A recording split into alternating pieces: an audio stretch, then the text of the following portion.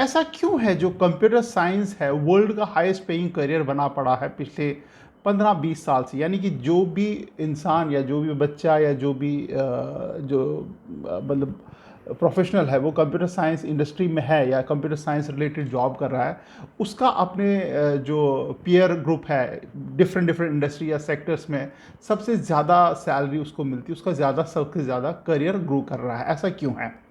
जो आज का वीडियो है मैंने बेस्ड ऑन माय पर्सनल जो एक्सपीरियंस है, काफ़ी आईएम्स आईआईटीज़ में गया हुआ हूँ, तो वहाँ पे जो बच्चों से इंटरेक्शन होती है, प्रोफेसर से इंटरेक्शन होती है, इंटरनेशनली भी करीब 30-35 यूनिवर्सिटीज़ मैंने विज़िट की हुई हैं।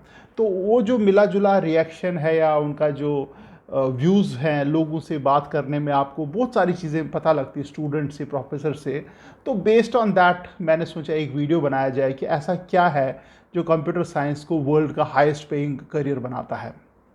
इस वीडियो को सब्सक्राइब ज़रूर करना, क्योंकि ये जो पीछे जो मेरे वीडियोस आ रहे हैं या आ चुके हैं या आगे जो आने वाले हैं, वो कहीं ना कहीं इसी डायरेक्शन में है कि आपका career, college, branch, IIT, IIMs, universities, international पढ़ना, ये सारे इसी रिलेटेड हैं।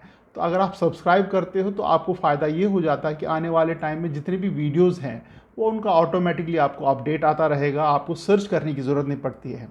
और 10-15 मिनट की वीडियोस होते हैं, तो अगर आप हर वीक में 2-3 वीडियोस भी देख लो तो आपको कुछ ना कुछ सीखने को मिलेगा, कुछ ना कुछ ऐड होगा टू योर करियर।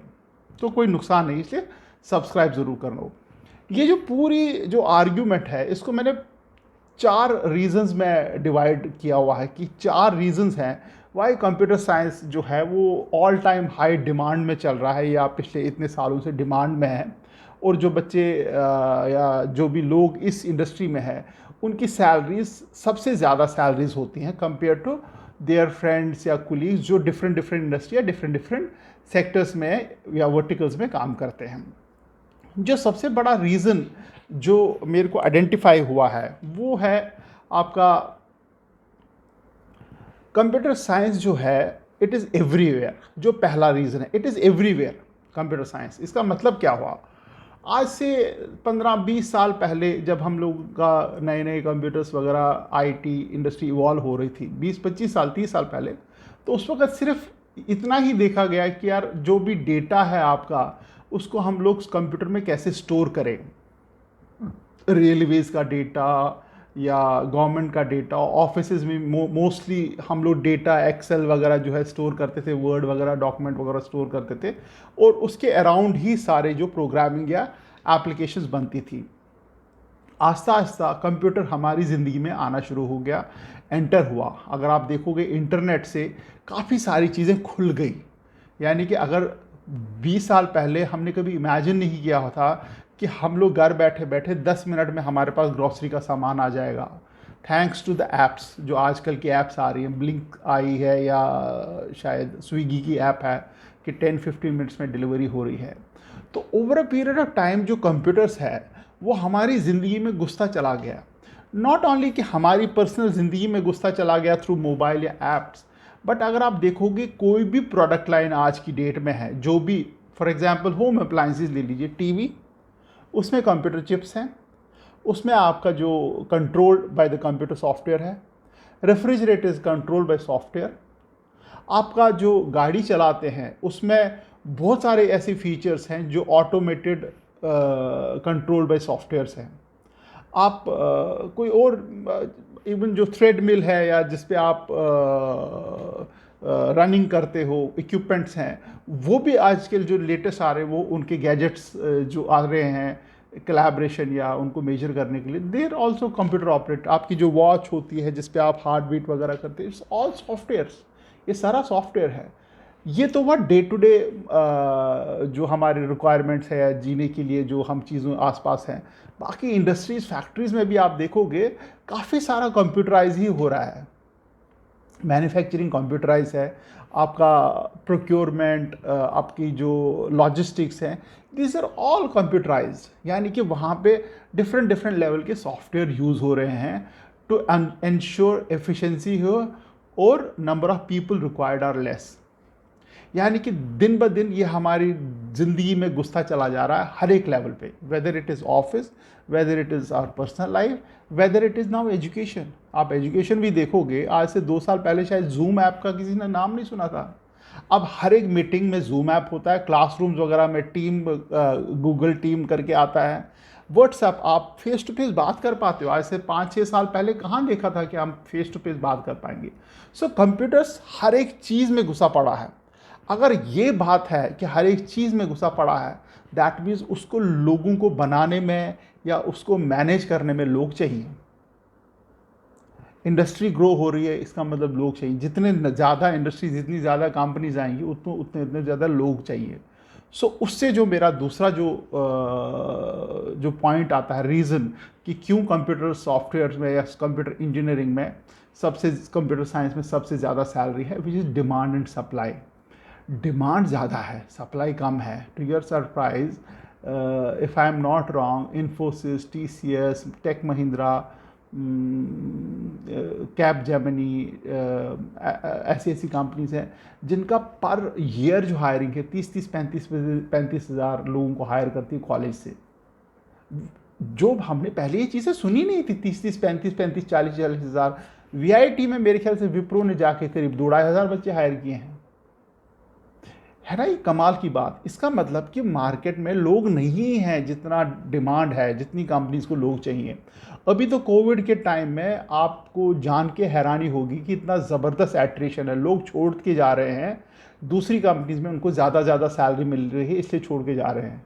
और it is very difficult for the big organisation to retain manpower, क्योंकि जितना भी मैन पावर है उनको जो स्टार्टअप्स हैं या थोड़ी सी उतनी अच्छी कंपनीज नहीं है जितनी वो टाटा, इन्फोसिस वगैरह हैं, वो उन लोगों को छोड़ के जाके उन स्टार्टअप्स में या छोटी कंपनीज में ज्वाइन करते हैं on a bigger salary, much higher salary.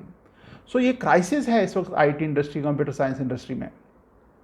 And not only software, इसको मैनेज करने के लिए हार्डवेयर, आपका mobile, what is mobile? Mobile is computer science का ही इजाद है। Mobile is a hardware, computer hardware. आपका जो लैपटॉप है इसे कंप्यूटर हार्डवेयर। इवन जो चिप वगैरह लगती है दैट्स ऑल्सो कंप्यूटर हार्डवेयर। तो यानी कि सॉफ्टवेयर भी चाहिए आपको और हार्डवेयर की भी डिमांड उतनी है।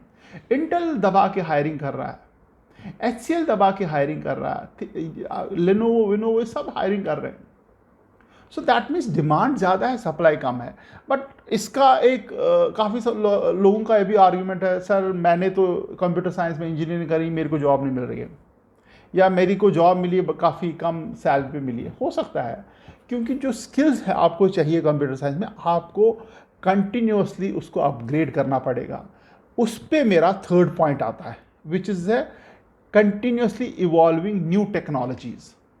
ये ऐसा फील्ड है कि 2 साल में या 3 साल में जो आपने सीखा था वो सब पुराना हो गया, आपको नया सीखना है। यानी कि आपको नई नई स्किल्स सीखने हैं, तब आप रेलिवेंट रह पाओगे। आपको अगर आपने मान लीजिए कुछ 5 टेक्नोलॉजीज आपकी हैं जिनकी ज़रूरत ही नहीं है इंडस्ट्री में, तो आपको तो नहीं जॉब मिलेगी। आप on paper computer software engineer हो या कंप्यूटर साइंस आपको आता है, बट उसकी जॉब में कोई वैल्यू नहीं है। It is not a mechanical, production, civil, जहाँ पे इंडस्ट्री की जो टेक्नोलॉजी है चेंज नहीं हुई है। अगर आप गाड़ी देखोगे, which is a classic case, गाड़ी में कुछ ज़्यादा चेंजेस हुए नहीं हैं। गाड़ी वैसी की वैसी ही है। कार, जो मान लीजिए कार चला रहे हैं आप, वैसी की 15, 20, 25, 30 साल से वैसी कोई इनोवेशन नहीं हुआ, कोई नई टेक्नोलॉजी नहीं आई। हाँ, उसका जो पैनल वगैरह है वो कंप्यूटराइज हो गया, बाकी स्टीयरिंग वैसे हैं, व्हील्स वैसे हैं, विंडशील्ड वैसे ही है, गाड़ी का जो रूप स्वरूप वैसा ही है, बट डिज़ाइनिंग एस्पेक्ट थोड़ी बहुत चेंज हुई है। सिविल इंजीनियरिंग जो है उसमें भी कोई चेंज, वैसी ही इमारतें बने, वैसे ही बिल्डिंग्स बनती हैं। थोड़ा बहुत उसमें टेक्नोलॉजी आई है कि कैसे जो मल्टी स्टोरी स्ट्रक्चर कैसे बनाया जाए, या क्या क्या मिक्सिंग की जाए सीमेंट और बाकी इंग्रेडिएंट्स को, so that the construction become stronger, but काफ़ी स्लो है। On the other hand technology, computer science technology काफ़ी तेज़ी से चेंज हो रहा है। आपकी जो कंप्लेंट है कि मेरे को जॉब नहीं मिल रही है कंप्यूटर साइंस होने के बावजूद, पॉसिबिलिटी है कि आपकी टेक्नोलॉजी ऑब्सलीट हो गई, आप पुराने हो गए हो, आपको जो आता था वो पुराना हो गया है, आपको नया सीखना है।